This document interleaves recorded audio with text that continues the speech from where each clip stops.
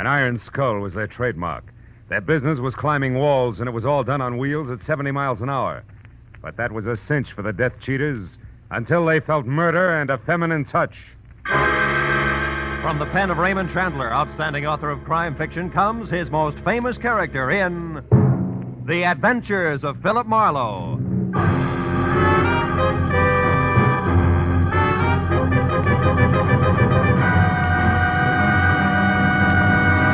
Now, with Gerald Moore, starred as Philip Marlowe, we bring you tonight's exciting story, The Feminine Touch.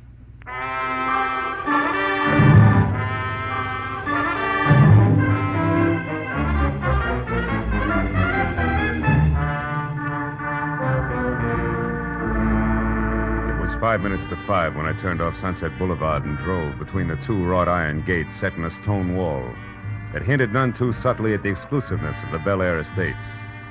I followed a gently curving street bordered by dignified rows of meticulously manicured palm trees as far as number 4412. There I turned onto a white driveway, moated over an acre of rigidly disciplined landscape to a house that could have doubled for Buckingham Palace, where I ground to a soft stop and got out. Bel Air was the soul of peace and serenity until I started across the drive to the front door. A motorcycle, jet-propelled by a black-haired lunatic in a leather jacket with a blonde beauty riding behind him. The handlebar missed goring me by inches. I picked myself up, mumbled a few choice words, and went on to the door. I followed a butler through the house to an aviary in the rear, where my client, Mr. Baldwin Granville, putted with a flock of exotic birds in a big wire cage. He looked right at home, a penguin in sport clothes, with the yellow, staring eyes of an owl. Come in, Marlowe, but watch the gate. The birds are all upset. Did you hear that mechanical outburst a moment ago? Hear it? I was almost run over by it. A jerk and a batty blonde dame on a motorcycle. Who were they? The driver was no doubt one Pepper Riggs, which is all I know about him. However, the batty blonde, as you put it, is my daughter, Adrian. Oh, your daughter, huh? Yes, 23 and already out of school 2 years. The best schools, of course. Mm-hmm. Still, it's been one crazy scrape after another. Now it's motorcycles and something even worse, I'm afraid. That's why I called you. Now, look, Mr. Granville, I'm no truant officer. Have you or her mother tried simply talking it over with her? We lost her mother in 33, and Adrian refuses flatly to discuss things with me. I've tried everything from bribery to threats. How about trying to be a father? I'm 20 years late for that. Always been too busy making money. Now I'm worried. I think she's infatuated with this Pepper Riggs. Well, there isn't much I can do about that. If she wants to break her neck on a motorcycle, I can't do much about that either. You can do something about this. It came to me in this morning's mail. Adrian hasn't seen it yet. Oh? Keep your daughter out of our hair. Make her lay off Pepper Riggs, if you know what's good for her. I mean it, Lou Bryan. Who's Lou Bryan? I have no idea. But Adrian's in danger, Marlowe. Well, I'll do what I can. Got anything else to go on beside two names in the motorcycle crowd? No, that's all. But, Marlowe, listen. It may sound strange to you, but everything I've worked for all my life means nothing to me now. I've finally realized that Adrian is all that really matters. Don't let me down. Something close to grief glistened in the old man's yellow eyes. But he hardened up again while we settled the matter of my fee, $100. And then he hurried me on my way. I figured Pepper Riggs was a wild man, so my first step was a check-off of the L.A. dirt track circuit, a wild man's game, if ever there was one. The fourth stop I made paid off. A track manager told me that Pepper was a used-to-be bike racer, all right, but that he quit and was while working at the Redondo amusement pier as a wall climber. When I found out what that was, it made the dirt track routine sound about as dangerous as an old lady's quilting bee. It was 9:30 when I got out to the Redondo pier, wandered through the concessions until I found one with a corny label, the Wall of Death. It looked like a barrel, 30 feet in diameter and 20 feet high, with a grandstand over it and a picture poster in front listing hair-raising shows, 8, 10, and 12 p.m., featuring Pepper Riggs, the Death Cheater, with lovely Mickey North and smiling Lou Bryan, the one who had written a letter to my client. Whatever Adrian Granville was mixed up in, the answer was here. I walked around the big barrel to a shed in the rear. The light was on, so I went to work. Hiya. Looking for somebody? Yeah, you're Pepper Riggs, aren't you? My name's Marlowe of High Spot Magazine. I've got a feature lined up on your act. Spare a minute? Sure. We can talk while I finish shaving. Shoot. How fast do you travel around that wall? Slip under 60 and you drop. It's no life for sissies, buddy. Any little thing goes wrong up there on the wall and it's curtains. Figures. Is this your bike here? Yeah, the one with my nameplate on it there. Uh-huh. I see you carry a little iron skull tied to the handlebars. Kind of grim, isn't it? It's my trademark, buddy. I've been knocked off the wall 7 times in the last 3 years and beat old Skullface every time. No kidding. That makes for a nice, quiet future for your fiancée. Fiancée? Yeah, Miss Granville. Going to take her into the act with you? Could be, buddy. Could be. What do your partners think of that? The girl, Mickey North, and Lou Bryan, I mean. Is there going to be room for everybody? You know something, pal? I don't think there is a magazine called High Spot. Really? I better make a note of that. Yeah. Adrian warned me your old man be sending a private eye around. So now that I've caught your act and it's corny, I've got a message for you. Lay off, because Adrian's old enough to know what she wants. Okay. And I've got one for you, Screwball. See that she lives long enough to enjoy it. Get out, you...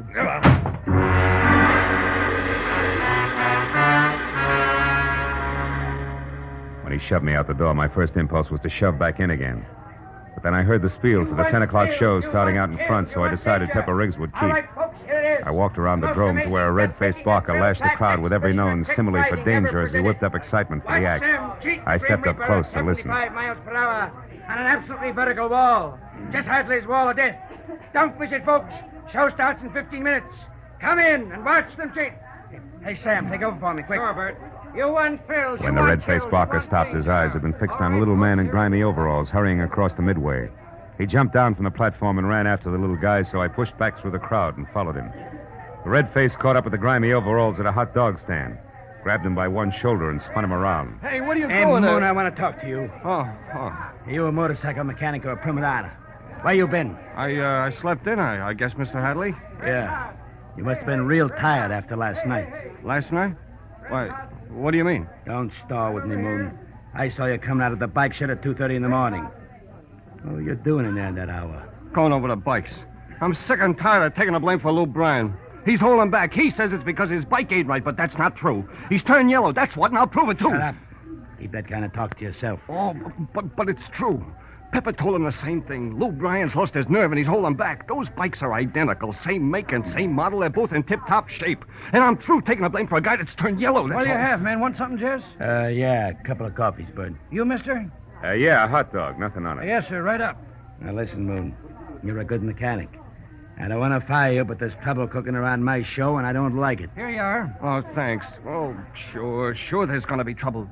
You're blaming me, but you ought to blame that dizzy blonde that Pepper's mixed up with. That Adrian Granville. She's the Hey, you, big ears. Huh? This is private conversation. What are you tuning in for? Pass the mustard, little man, and keep your greasy thumb out of it. You got secrets, you ought to know better than to broadcast them. Yeah. Thanks for the advice. Yeah, go soak your head in it. Skip the coffee, Bert. Your place is crawling. So long, big ears.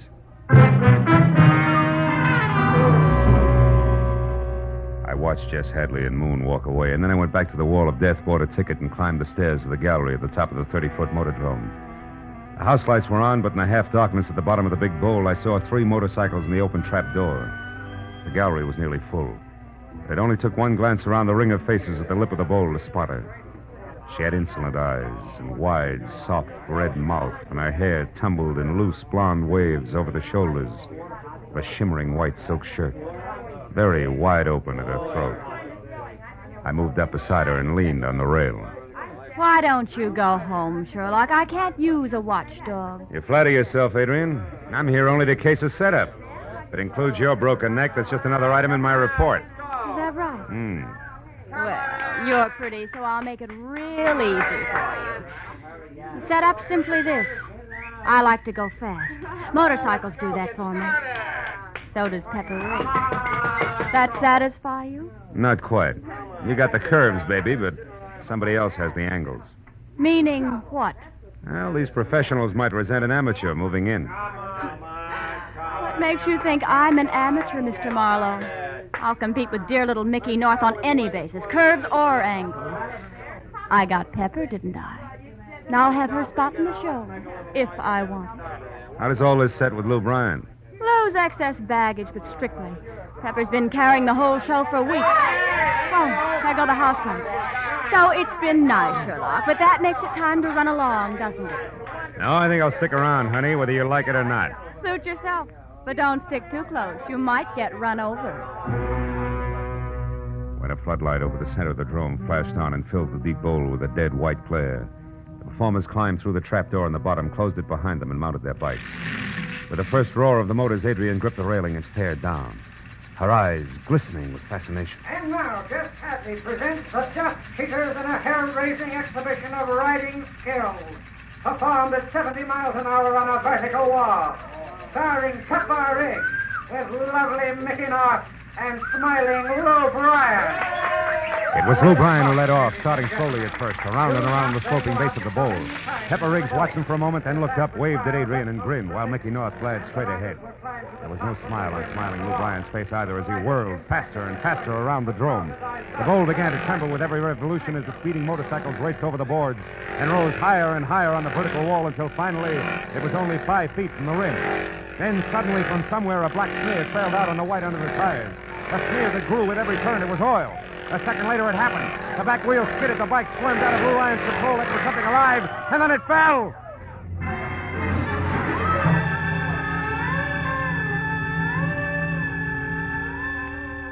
Move along, folks. Come on, break it up. Lou Bryan was dead long before they got him through the trapdoor and into the ambulance, and watching him fall had put a freeze on my mind that took 20 minutes thawing out.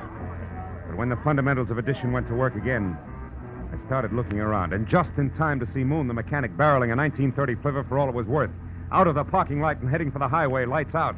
I ran to my car, piled in to take after him, when something long and yellow smashed into my bumper. Can't you see where you're going? You took the words right out of my mouth, Adrian. You timed it perfectly, didn't you? Timed what perfectly? That block. So Moon, your grease monkey assistant, could put a few miles behind it. Adrian, what happened? Marlowe. Yeah. Don't worry, Riggs. Adrian here did a lovely job. Our bumpers are braided. What? You know, I'm getting a little sick of you, Marlowe. You're liable to get sick of Speedy. Because I'm going to find out exactly why Lou Bryan died tonight, and you're going to answer some questions. He died because the oil line broke. Yeah, it happens all the time to wall climbers. It was a tough break, that's all. Oh, sure. Now, look. Just in case you two didn't know, Lou Bryan objected to you, Adrian. So much so, in fact, that he wrote a letter to your father threatening to rough you up if you didn't lay off. And from where I sit, somebody beat him to the punch. Guess who? Listen, Marlowe, you're running off at the mouth. If you got something to say, say it. Right out, like a big boy. Okay. Riggs, Lou Bryan's death was no accident. It was cold, premeditated murder. Tie that on your handlebars, death cheater.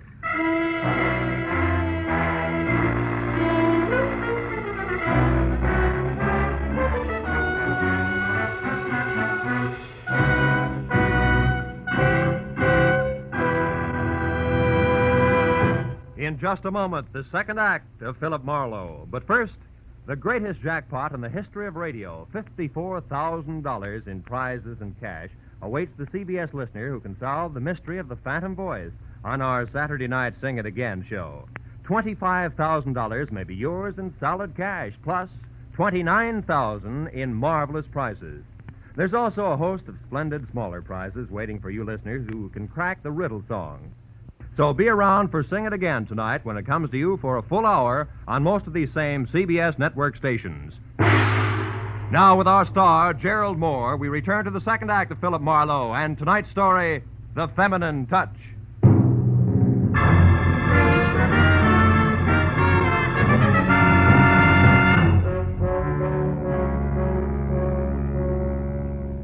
I turned without another word and walked away slowly until I was out of sight. Then I ran for the drome on the off chance that I could find Mickey North and a lead on Moon. I found her alone and on a bench in an almost dark, out-of-the-way corner of an amusement pier, half watching a couple of hungry seagulls who didn't know when it was time to go to bed circle overhead. I introduced myself and got around to what was fast becoming my only point, the hunch that Lou Bryan's crack-up was no accident. I can't believe that, Marlowe. Why not, Mickey? It adds. Lou Bryan figured Adrian was breaking up a great act. Figured she'd driven a wedge between him and Pepper. And, Pepper and you. Yeah, but that's not reason for Adrian or Pepper to kill Lou, Marlowe. Well, by its lonesome, no. But there was more, Mickey. Lou Bryan didn't intend to take all this lying down. For one thing, he sent a threatening letter to Adrian's father to keep her away. Then, Marlowe, you're saying that Adrian... And Pepper Riggs scheduled an accident for Lou Bryan. And then, Mickey, there's Moon. You know, he shoved off without so much as now be back in a minute right after Lou cracked up. Tell me, Mickey, do you have any idea where Moon could have been heading? He was pointing away from L.A. No, I don't. Except, of course, his own place. He has a little shack on Ocean Avenue, number 41, over in the oil field. But look, Marlowe, maybe Moon's responsible for everything. He and Lou didn't get along, you know. Yes, I've heard. Also, Mickey, I've heard that Moon was around the bikes unusually late last night. What? Moon around... Marlowe, it must have been Moon then, alone. Sure, what's the matter with me? Pepper wouldn't do a thing like that. He's too good, too decent and nice. Still love him, don't you, Mickey? No, I don't. He means nothing, Marlowe. All right, honey. Let's call it a tie for the moment. It's Moon alone or the triumvirate Moon, Riggs, and Adrian Granville, right? Yeah, I guess so. Mm-hmm. Nobody else had any reason to kill Lou, if you're sure that's what happened. Are you, Marlowe? Dead sure? Just about. Ask me again, honey, after I've checked the fireside at number 41 Ocean Avenue. By then, I may know more.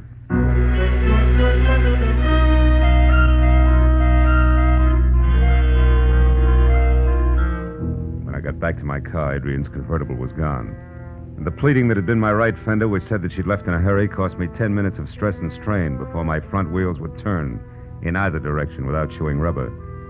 Then I was another 10 getting to the intersection of US 101 and Ocean Avenue, which turned out to be a paved semicircle of grime, twisting in between a dozen nodding oil well pumps that had never heard of the 8-hour day.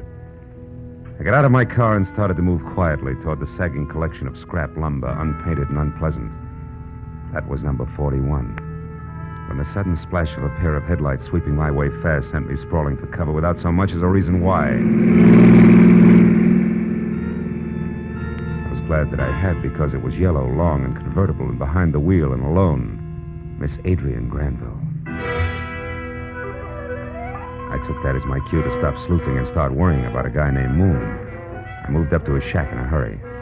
When it showed no light and no answer to my loud knock, I closed one hand tight around the .38 in my pocket and the other over the knob on the door, which wasn't locked. Inside, there was only shabby furniture of escad linoleum, and in the middle of the wall opposite me, another door half open. I started for it, and what I could almost feel was going to be the too quiet form of the elusive mechanic. And the sound behind me that was not the work of the wind brought me to a dead stop. Move 1 inch, mister, and I'll kill you. And to think I was worrying about your health. You shouldn't have bothered. I feel fine. But you won't if there's any monkey business. I'll drop your gun. Come on, fast! That's better. Now, what are you doing here? Wondering why you were dumb enough to let that Granville brat talk you into murdering Lou Bryan for a price? You're off your rocker, fella. I didn't drop Bryan. I got no money from the baby or only Gab. Gab that kept me from packing and getting out of here. That's a lie. I've got a photostat of a check for $10,000 that's made out to you and signed by Adrian Granville. Turn on the light, Buster. Look for yourself. Check for 10 grand? Yeah. I don't figure how my name could get out. Hey, this ain't no check. Oh, my mistake. Here, it is, and more. Okay. Come on, get up. Again. I'll tell you the truth, honest. We'll see. First verse. If you didn't kill Bryan, why are you running? Because Lou and I didn't get along, and just Hadley knows that I was around the bikes last night. So what? Well, so sometimes people start putting things together too fast. It gets other people in trouble. I know it's happened to me before. 5 years once on a lousy frame. How unfortunate. Yeah, but... What about Adrian Granville? What's she want with you, Moon? I don't know, unless she belongs to the lady's handkerchief I found near the bikes last night. Did you say it was hers?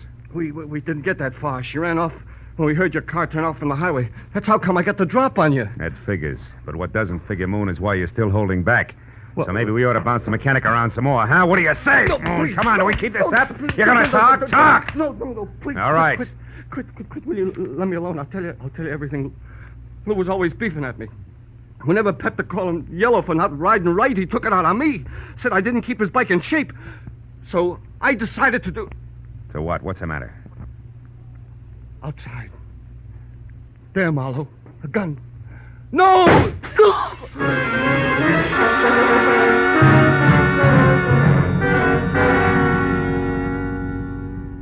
grabbed at his chest with both hands, swung in a half arc, and pitched forward on his face. I yanked at the light cord in the middle of the room and then threw the door open.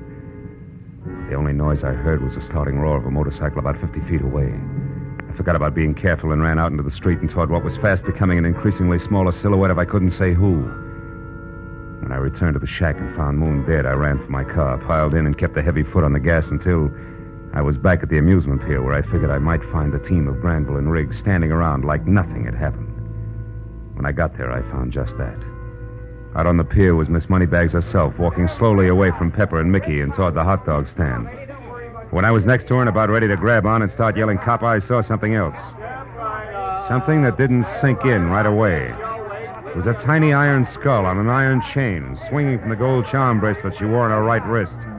If you're taking inventory, Marlowe, make it fast, will you? The next show starts in a couple of minutes, and I'm going on in Lou's place. And I don't have... That trinket there on your wrist, Adrian, it's a miniature of the one Pepper has on the handlebars of his bike, right? Right. It's his trademark. But what about it? Does that hang all of it? No, it just hangs one of us, if I'm right. Goodbye.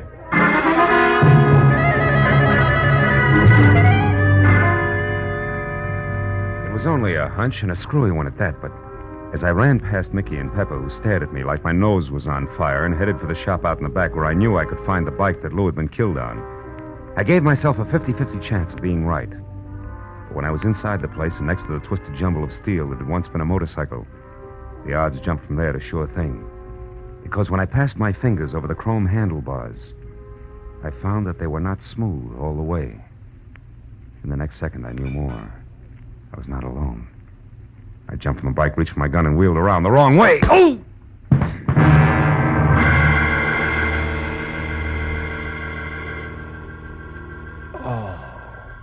When I started back for this world, there were only two things in it. One, a sharp, searing pain the length of the right side of my face, and the other, the crazy thought that since I was still alive, I had to get to the drome and stop Adrian Granville before murder happened again.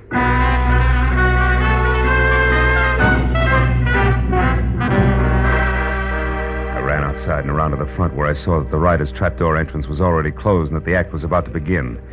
And as I heard the motors roar and a voice announced that Adrian and Mickey were going to ride together, I spotted Jess Hadley at the top of the stairs that led onto the spectators' balcony. I took the dozen steps up to him, two at a time, and as the house lights faded and the floods over the riders came up, I grabbed him and shouted that we had to stop the act while the bikes were still only getting underway, or death would get star billing again. What are you talking about, Marlowe? Murder, Hadley! How can we stop those bikes? I don't know, Marlowe. They can't hear a thing down there. Well, it'll have to be something they can see. Get to the house lights, Hadley, and turn them up. I'm going to shoot out the overhead floods. No, Marlowe, you'll pile the girls up. Get going, Hadley. I'm going to shoot. No, Marlowe. No!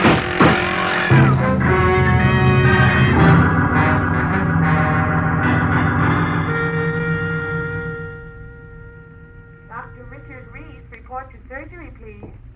Dr. Richard Reese, report to surgery. Well, Marlowe, before she blacked out, the police say Mickey admitted wanting to get Pepper because she was crazy jealous of Adrian. But they haven't got it straight yet about Moon's death and exactly why Lou was killed by mistake. How'd that go? Well, it went two ways, Hadley. One, Mickey fixed Pepper's bike so that the oil line would give. Do you get it? Mm. Then Moon, convinced that Lou had gone yellow, switched the bikes to prove that Lou's constant complaint about the bikes was simply an alibi. Mm.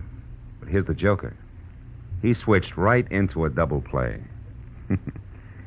Lou Bryan got killed instead of Pepper. But then, after the crack-up, Moon knew that it should have happened to Pepper. Oh, yeah, sure. But for a lot of reasons, he didn't want to stick around and talk it over. When he was about to tell me the truth, Mickey shot him. Because if you knew the bikes were switched, you'd look for someone with reason to kill Pepper, not Lou. Correct. And once I did know that, there was only Lou and Mickey. See, I picked Mickey because, for one thing, her motive was stronger. And for another, Moon found a lady's handkerchief near the bikes. So... Marlowe, you come out here, please. All right, Mr. Granville. See you, Hadley. Yeah, Marlowe. Catch the act some night when we play it straight. Still a good show. Well, I'm a lucky man, Marlowe. The doctor says Adrian's going to be fine in a few days. She wants to see you now, but it can only be for a moment, you know. Frankly, Mr. Granville, a moment's about all I can take. I don't exactly like your daughter. Now, Marlowe, none of that, please. The poor child's not well. Besides, she wants to apologize to you and give you my check for $100. Now, go on, boy. Go on. She's calling for you. Okay. Hello. Marlowe, I want to ask you a question. And, of course, apologize. I'm sorry. What's the question? The iron skull on my bracelet. What did it mean to you? Oh. Well, it was a reminder that Pepper had one dangling from the handlebars of his bike. And that if Moon had switched bikes, which was a wild thought at the time, that which was called Lou's bike would have a worn spot on the chrome handlebars where the iron chain had rubbed. And it did. Now my turn. You told Pepper, and in particular Mickey, that I was all excited about something, didn't you? Yes. Why do you ask, Bill? Because I was wondering how Mickey knew where I was so that she could come down and play Crown the private detective. Oh, Phil, she could have killed you. Yes. But then when she didn't, I could figure that she'd given up and only wanted time. To crash her motorcycle into mine when we were high on the wall. Is that it? Yeah, that's it, all the way around. Now, if you please, my check and goodbye. Check? Yeah. Oh, yes. Here it is, and for all that you've done for me. Hey, cut it out. You're supposed to be sick, Adrian. Get back in bed. Oh, Marlowe, I'm not any sicker than you are. That's just to keep Daddy from blowing his top. Now, come here, silly. I'm all right. You sure? I'm positive. Good. Phil. That's all I wanted to know. Now, across my knee. Your daddy should have gotten around to this a long time ago.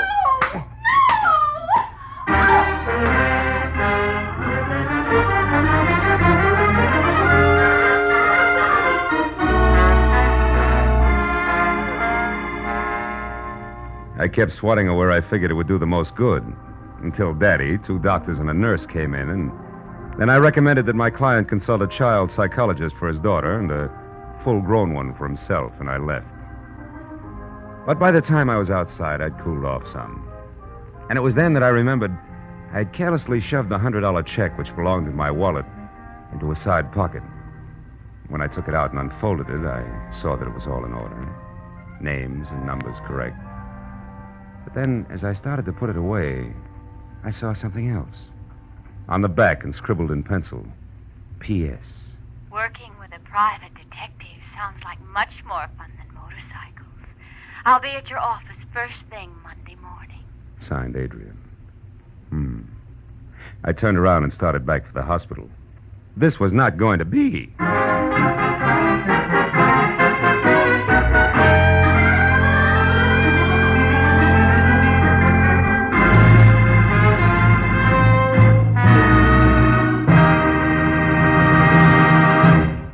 The Adventures of Philip Marlowe, created by Raymond Chandler, star Gerald Moore, and are produced and directed by Norman McDonald. Script is by Mel Donnelly, Robert Mitchell, and Gene Levitt. Featured in the cast were Barbara Eiler, Ted Von Eltz, David Ellis, Virginia Gregg, Wilms Herbert, Paul Dubov, and Peter Prouse. The special music is by Richard Orant.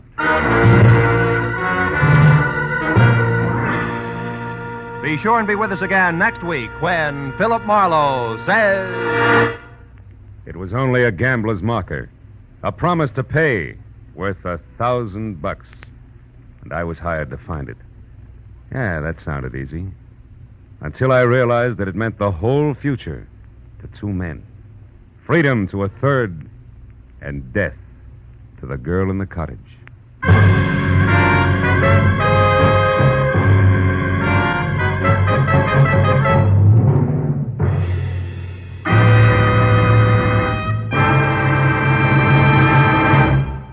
Sunday will be Mother's Day, and the boy with the neighbor's prize rose in his lapel and a box of cigars under his arm will be Mrs. Benny's little boy, Jack, ready for his idea of a proper Mother's Day celebration. For an unusually hilarious Mother's Day session with America's only 39-year-old child prodigy, hear The Jack Benny Show, Sunday, on all of these same CBS network stations. This is Roy Rowan speaking. Now, stay tuned for Gangbusters, which follows immediately over most of these stations. This is CBS, the Columbia Broadcasting System.